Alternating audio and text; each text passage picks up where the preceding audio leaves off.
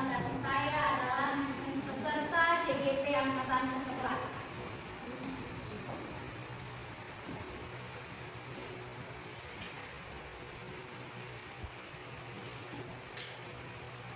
Salam sejahtera dan salam bahagia untuk kita semua. Perkenalkan juga Bapak fasilitator saya, yaitu Pak Efri Arifin, dan Ibu pengajar praktik adalah Ibu Aminah Nurhasana.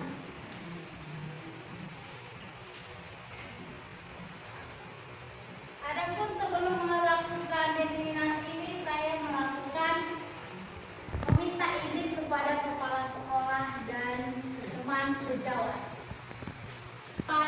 positif yang telah kita terapkan. Menurut Bapak Ibu sekalian, kira-kira budaya positif yang sudah Bapak Ibu lakukan di kelas, kira-kira ada yang bisa menjawab? Oke, silakan Bu Eva. Berdoa sebelum belajar. Apakah ada lagi? Mengucapkan salam. Mengucapkan salam. Oke. Berarti di kelas sudah melakukan budaya positif. Sebelumnya saya akan menginformasikan bahwasanya budaya positif di sekolah itu yaitu nilai-nilai dan kebiasaan di sekolah yang berpihak pada peserta didik agar mereka dapat mengembangkan pribadi mereka menjadi lebih kritis dan penuh hormat serta bertanggung jawab.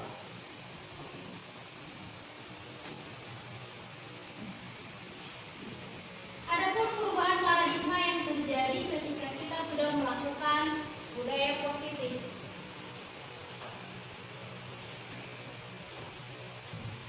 Sebelumnya kita kembali terlebih dahulu harus mengerti dulu apa itu dari filosofi pendidikan Ki Hajar Dewantara. Ada beberapa filosofi Ki Hajar Dewantara. Yang pertama itu adalah bukan tabula rasa. Yang kedua, semua anak terlahir dengan bakatnya masing-masing. Bahkan mereka itu unik. Yang ketiga, memiliki budi pekerti. Yang keempat, tugas guru itu menuntun bakat tersebut agar anak tumbuh dengan selamat dan bahagia. Yang kelima, guru ibarat petani, anak ibarat biji jagung.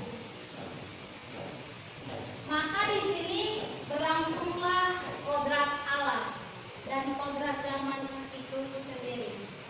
Yang terakhir, yaitu untuk membangun budaya yang positif, sekolah perlu menyediakan lingkungan yang positif, aman, dan nyaman agar murid-murid mampu berpikir, bertindak, dan menciptakan suasana merdeka, mandiri, dan bertanggung jawab. Lazimnya disiplin dikaitkan dengan kontrol. Dalam hal ini, kontrol guru dalam menghadapi murid sangat dibutuhkan.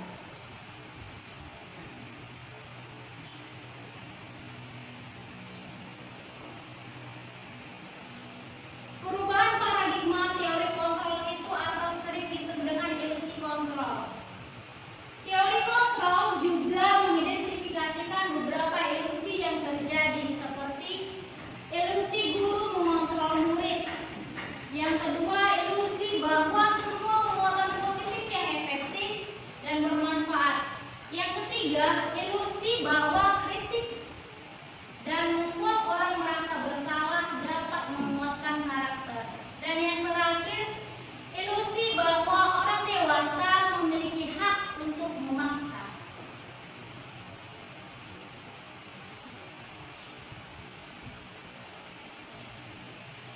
Coba mengubah orang agar berpandangan sama dengan kita. Nah, teori kontrol yang akan kita lakukan adalah kita berusaha memahami pandangan orang lain tentang dunia yang berbeda. Yang kedua, stimulus respon yang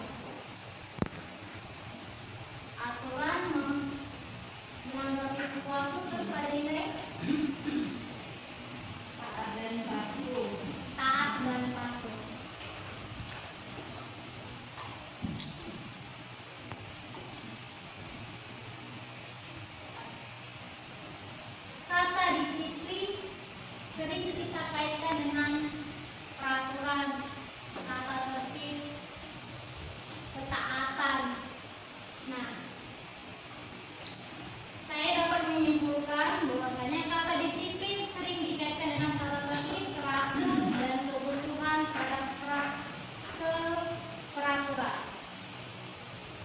Namun kata disiplin juga sering dihubungkan dengan hukuman. Padahal itu sesungguhnya berbeda, karena belajar dengan disiplin tidak harus dengan memberi hukuman. Justru adalah salah satu alternatif terlahir. Dan kalau perlu tidak digunakan sama sekali.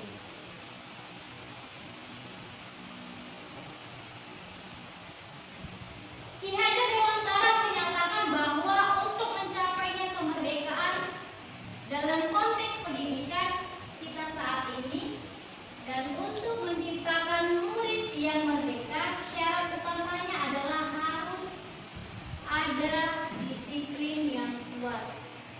Di sekolah ini kita sudah menerapkan kurikulum merdeka di kelas 1, kelas 4, kelas 2, dan kelas 5. Nah, harapannya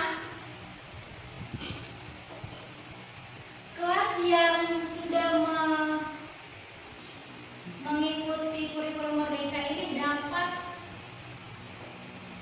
membuat disiplin yang kuat di kelas masing-masing. Nah, disiplin yang dimaksud adalah disiplin diri yang memiliki motivasi internal. Jika tidak memiliki motivasi internal, maka kita memerlukan pihak-pihak lain untuk mendisiplinkan kita.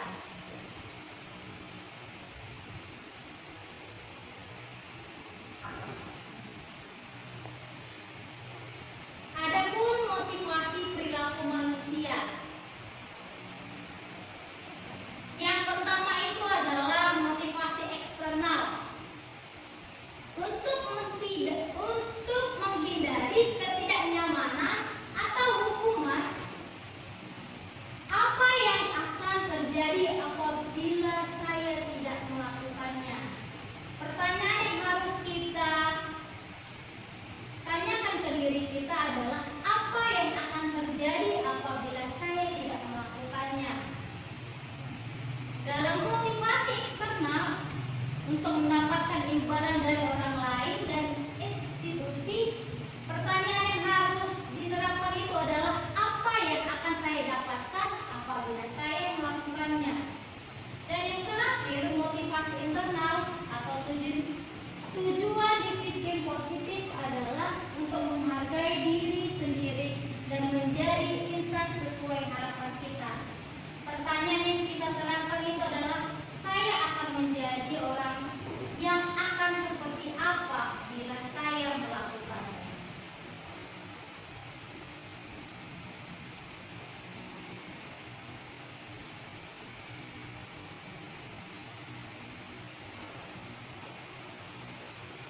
Ini adalah lingkaran budaya positif.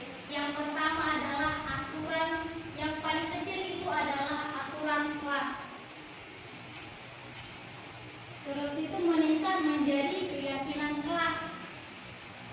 Setelah menerapkan keyakinan kelas di semua kelas dalam SD ini, maka terciptalah lingkungan yang positif.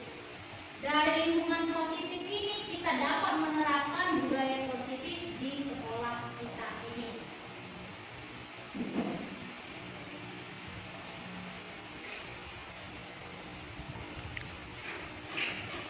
Adapun perbedaan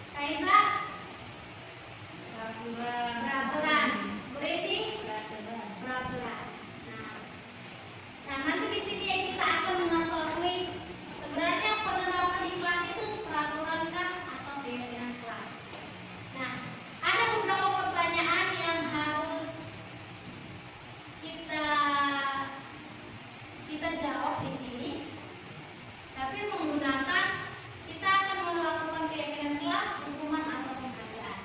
Pertanyaan pertama, mengapa kita memiliki peraturan harus menggunakan helm bila mengendarai kendaraan roda? Kira-kira mengapa kita memakai helm ketika kita mengendarai sepeda motor? Untuk keselamatan. Yang kedua, mengapa kita memiliki peraturan 3M ketika sewaktu COVID kemarin? Menggunakan masker, mencuci tangan, dan menjaga jarak 1,5 meter. Kesehatan. Yang ketiga, mengapa kita memiliki peraturan harus datang tepat waktu pada saat mengikuti pelatihan? Agar disiplin. Oke, terima kasih. Nah, untuk mendukung motivasi intrinsik sebagai kembali ke nilai-nilai atau keyakinan-keyakinan lebih menggerakkan seseorang dibandingkan mengikuti serangkaian dan peraturan-peraturan.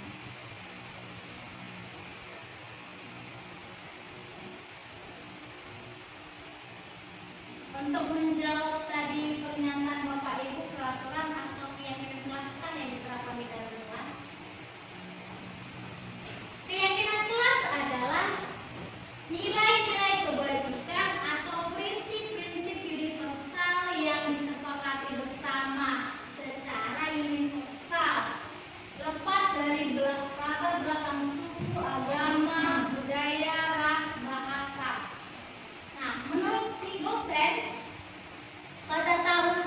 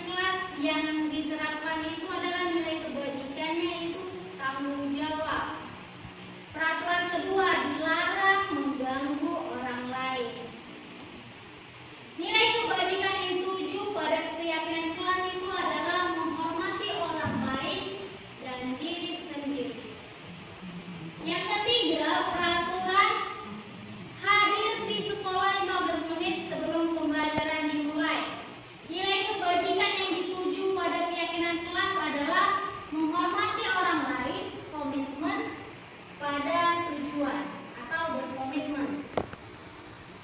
Yang keempat, nilai kebajikan yang dituju menggunakan master. Nilai kebajikan yang dituju pada keyakinan kelas adalah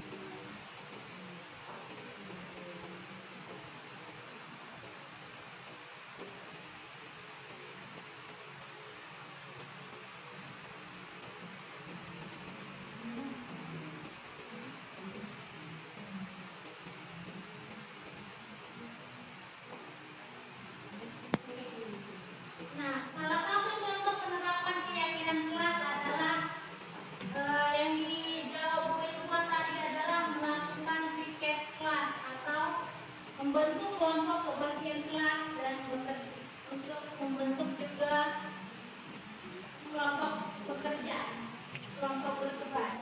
Oke, yang kedua adalah menjalankan sholat zuhur berjamaah.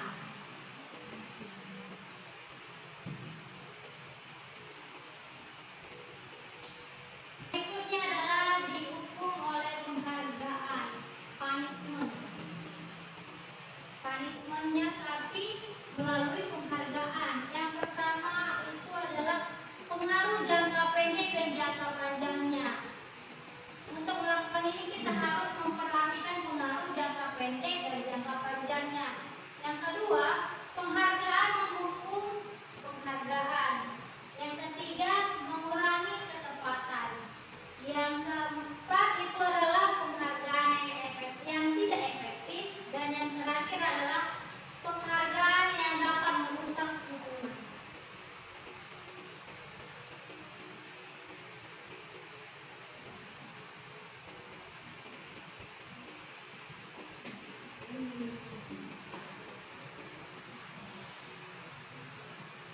Adapun punishment yang sering dilakukan guru, yang pertama itu adalah mencatat 100 kali di dalam buku kalimat,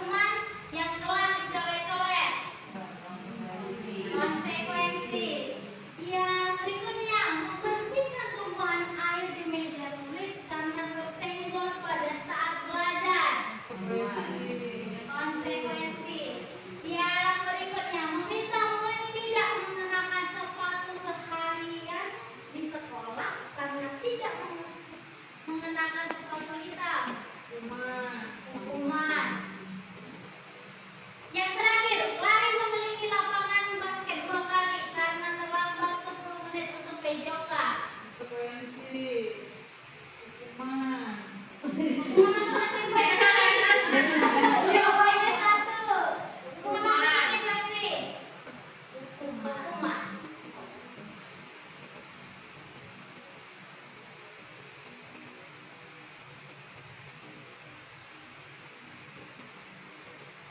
Oke. Ini jawabannya tadi hukuman konsekuensi.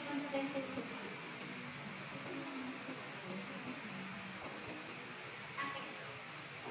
Perbedaan tadi kan ada hukuman atau konsekuensi. Nah, di sini saya sedikit menjelaskan mengenai perbedaan hukuman dan konsekuensi. Kalau hukuman suatu yang mengaitkan, menyakitkan dan harus terjadi. Sedangkan konsekuensi itu adalah sesuatu yang harus terjadi, tapi tidak menyakitkan. Yang kedua, membuat anak sakit fisik maupun hati untuk jangka waktu yang lama. Sedangkan konsekuensi membuat anak merasa tidak nyaman dalam jangka waktu pendek. Perbedaan hukuman dan konsekuensi yang ketiga adalah hukuman membuat anak melupakan, sedangkan konsekuensi merupakan stimulus tanggapan. Yang kelima, hukuman membuat anak mendorong anak menyakiti dirinya sendiri, sedangkan konsekuensi mendorong anak agar mudah menyesuaikan diri. Yang keenam, hukuman membuat anak mengerti akan konsep diri yang buruk, sedangkan konsekuensi membuat anak mengerti akan konsep diri yang baik. Yang ketujuh, hukuman membuat anak belajar untuk menyembunyikan kesalahan, sedangkan konsekuensi membuat anak belajar untuk mematuhi peraturan. Dan yang kedelapan, yang terakhir adalah hukuman membuat anak marah, merasa bersalah, dipermalukan dan merasa tidak dihargai. Sedangkan konsekuensi membuat anak kehilangan hak, dibuat tidak nyaman dan diasingkan untuk sementara waktu. Adapun 5 kebutuhan dasar manusia, yang pertama bertahan hidup, kasih sayang, dan penguasaan.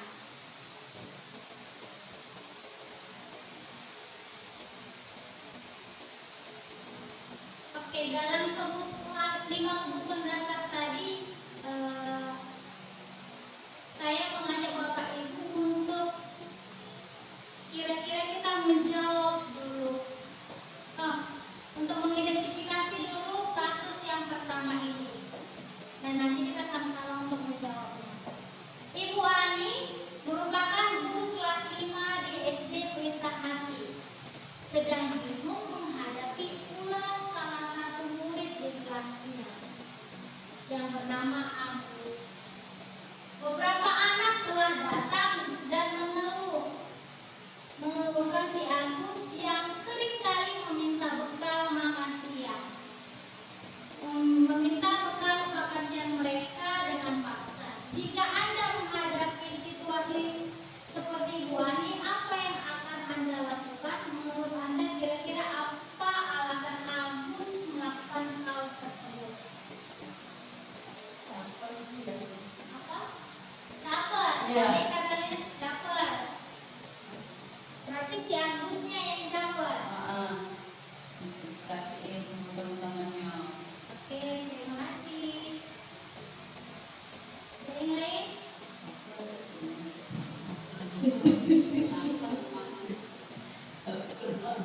Ada yang memang nggak tahu sarapan. Gak bawa sarapan. Ada lagi? Emaknya gak masak di rumah. Ada lagi? Bertanya, mengapa suka mengambil makanan? Kau bertanya ke si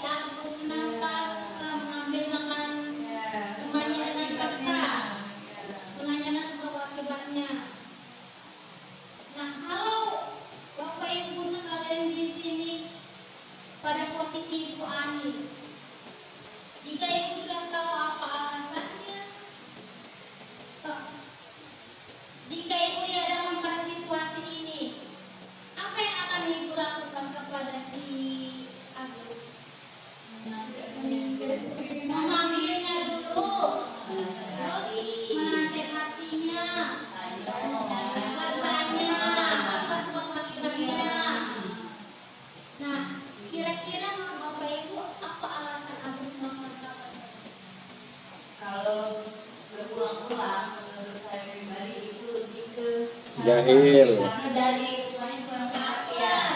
Jahil. Perhatian bagaimana? Terus ada lagi. Kita kembali ke sini. Dari keputusan dasar manusia. Kira-kira masuk ke mana ya?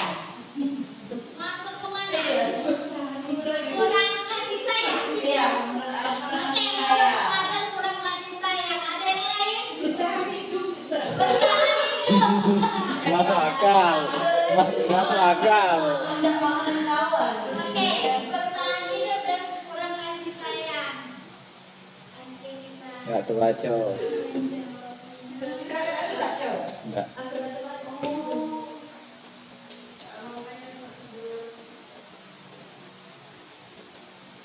Nah, dalam konsep penerapan disiplin positif, Ibu Ani sebaiknya mencari tahu dulu alasan mengapa si Agus melakukan tindakan tersebut, agar mengetahui kebutuhan mana yang sedang berusaha dipenuhi si Agus. Tadi ada yang menjawab bertahan hidup, ada juga yang menjawab kurang kasih sayang. Oke. Dalam hal ini pernyataan yang didapat itu adalah apabila yang pertama, apabila jawaban Agus karena dia lapar dan orang tuanya tidak membawakannya bekal makan siang, maka kebutuhan yang di sini yang diterapkan itu adalah bertahan hidup. Sementara apabila jawaban Agus karena ia senang temannya jadi memperhatikan kebutuhannya adalah cinta dan kasih sayang yang tadi belum ada kurangnya kasih sayang. Oke, apabila jawaban Agus adalah dia merasa hebat karena temannya jadi takut dan menuruti keinginannya, kebutuhan di sini adalah kekuasaan atau pengakuan atas kemampuannya. Nah, Nah, itulah kira-kira. Jawaban aku. nah, itu jawaban Adi tadi ya. Oke. Ya, itulah kira-kira. Jangan dulu, jangan ngomong ke diri cewek. Dan yang berikutnya yang keempat, apabila jawaban Agus karena dia merasa bosan dengan bekal yang dibawakan ibunya, karena selalu membawakan bekal yang sama, nah kebutuhan yang diterapkan di sini adalah kebebasan atau kebutuhan akan pilihannya sendiri. Dan yang terakhir, apabila jawaban Agus itu adalah karena iseng saja dan dia menikmati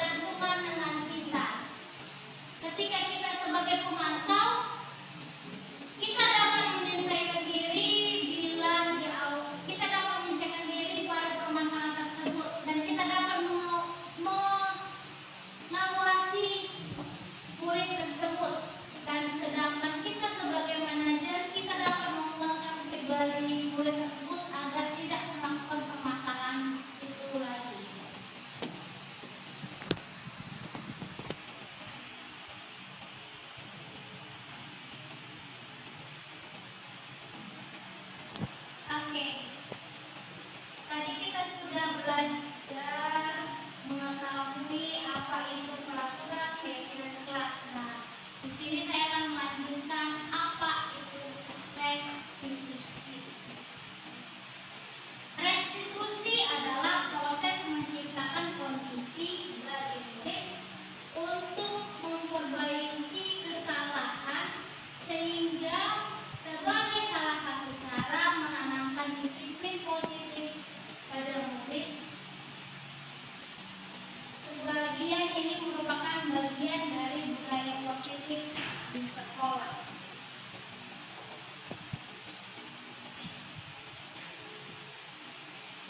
Ada 9 ciri-ciri restitusi. Yang pertama itu adalah bukan untuk menebus kesalahan, namun untuk belajar dari kesalahan. Yang kedua, memperbaiki hubungan dengan siapa dia bermasalah. Yang ketiga adalah tawaran, bukan paksaan. Yang keempat, restitusi menuntut untuk melihat ke dalam dirinya sendiri. Yang kelima, restitusi mencari kebutuhan dasar yang mendasari tindakan. Yang keenam, restitusi diri adalah cara yang paling baik untuk memperbaiki dirinya. Yang ketujuh, restitusi fokus pada karakter bukan tindakan. Yang kedelapan, restitusi fokus pada solusi yang akan kita terapkan. Yang kesembilan, restitusi mengembalikan murid yang berbuat salah pada kelompoknya.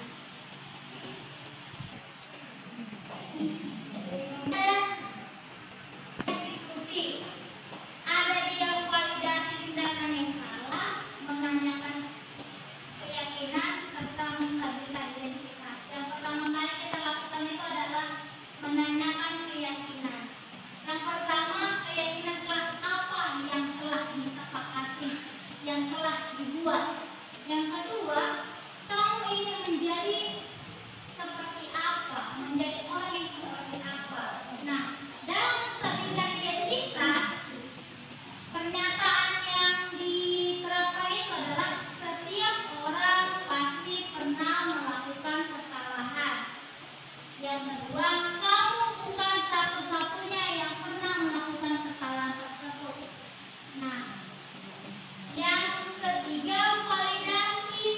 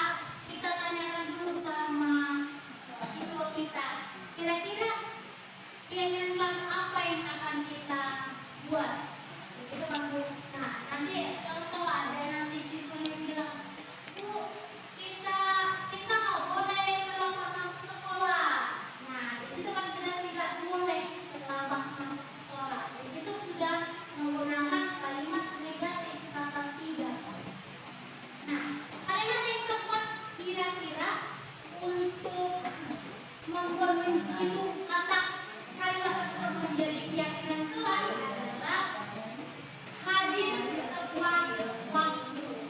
Kita sudah menghilangkan kalimat negatifnya, terus itu kita sudah membuat keyakinan kelas itu menuju nilai kebajikan yang tanggung jawab. Nilai kebajikan yang kita dapatkan kalau kita ada di tempat waktu itu adalah tanggung jawab.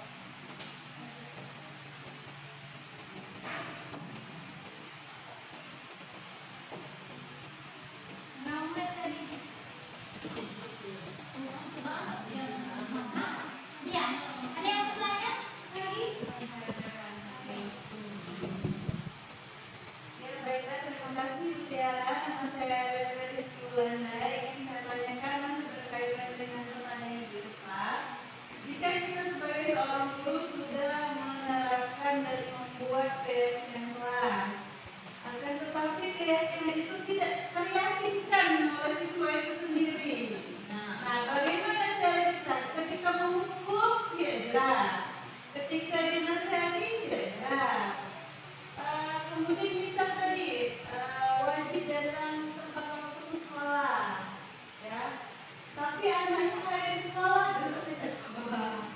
Bagaimana cara kita sebagai seorang guru? Sedangkan kita sudah memberikan nasihat, sedangkan hukuman tidak boleh dilakukan karena bernilai negatif ya daripada positifnya. Jadi bagaimana cara kita seorang guru bisa merubah karakter anak tersebut, sedangkan bukan hanya di sekolah, tetapi karakter perbuatan di rumah. Terima kasih. Oke, terima kasih Bu Reza. Bahwasanya disinilah kita menerapkan 5 posisi kontrol guru tersebut. Tadi sudah saya jelaskan tadi bahwasanya 5 posisi kontrol itu ada dia sebagai teman, sebagai pendukung, dan sebagai membuat orang merasa bersalah, manajer, dan pemantau. Nah, tadi Ibu Reza katakan bahwasanya jika kita sudah membuat keyakinan kelas tapi si siswa itu tidak meyakini keyakinan yang sudah dilakukan, yang sudah diterapkan itu. Di sini kita kalau sudah begitu dikasih, kan tadi Ibu katakan bahwasanya kita sudah memberi apa? Memberi jawaban, memberi tanggapan tadi ya. Jangan lagi terlambat. Di situ kita sudah menerapkan posisi kita sebagai kontrol untuk orang merasa bersalah, tapi tidak ada perubahannya. Nah, tadi Ibu katakan kita tidak boleh menghukum. Nah, disinilah kita melibatkan diri kita menjadi penghukum. Nah, penghukum yang di sini tadi sudah saya jelaskan bahwasanya hukuman itu jangan membuat siswa menjadi apa ya dengan kita ya? Menjadi benci dengan kita dan rasa bencinya itu lama. Jadi trauma. Nah, di situ ya. Jangan sampai trauma. Nah, hukuman itu bersifat yang membangun.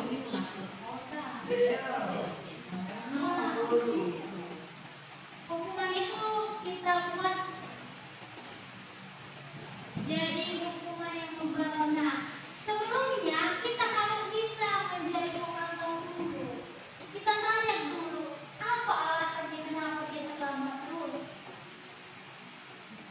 Sudah dilakukan. Jawabannya yang pertama senyum-senyum.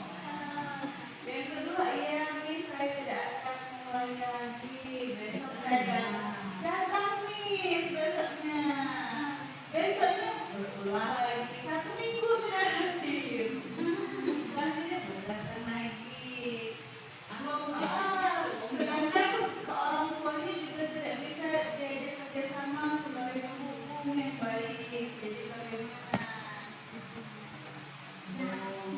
diciptakan posisi kontrol hubungan itu pengumpul. Nah, Kita sahabat kalau sebagai posisi sebagai sahabat. Tapi iso jadi sahabat. Memang jadi sahabat. Namanya sahabat tuh harus menuruti aja. Gereja nuruti kita.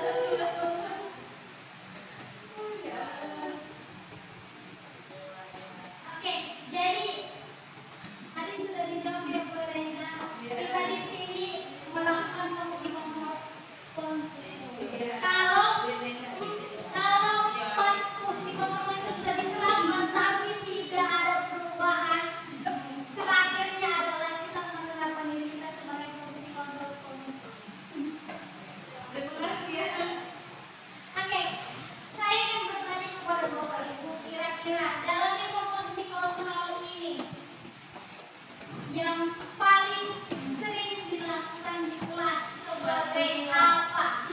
Satu dua, biasa, mengumpul dan membuat orang bersalah. Oke, ada yang lain? Ayo kita, ayo sebagai teman. Oke. Oke.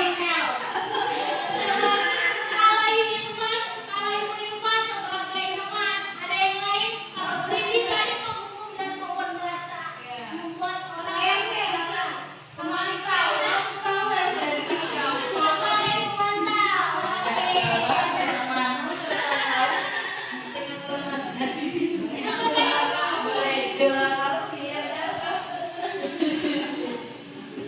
Jadi tidak ada nih sebagai manajer.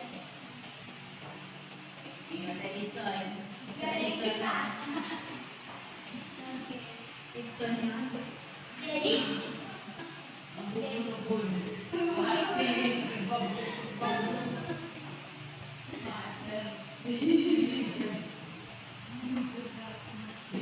nah, tapi dari 5 posisi kontrol ini sebenarnya yang paling tepat yang dilakukan itu dan harus dilakukan seorang guru itu adalah manajer. Karena di sini kita dapat mengontrol diri kita, mengontrol diri si siswanya juga. Sedangkan kalau tadi penghukum kita nggak bisa mengontrol diri kita. Kalau bisa kita pintes kepala anak itu sampai apa? Sampai ya pasti kita yang bisa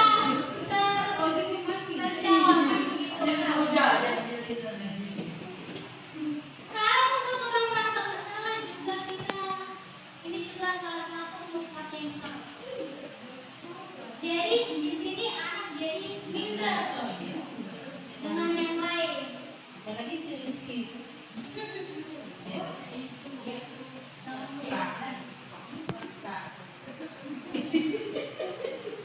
Jangan banget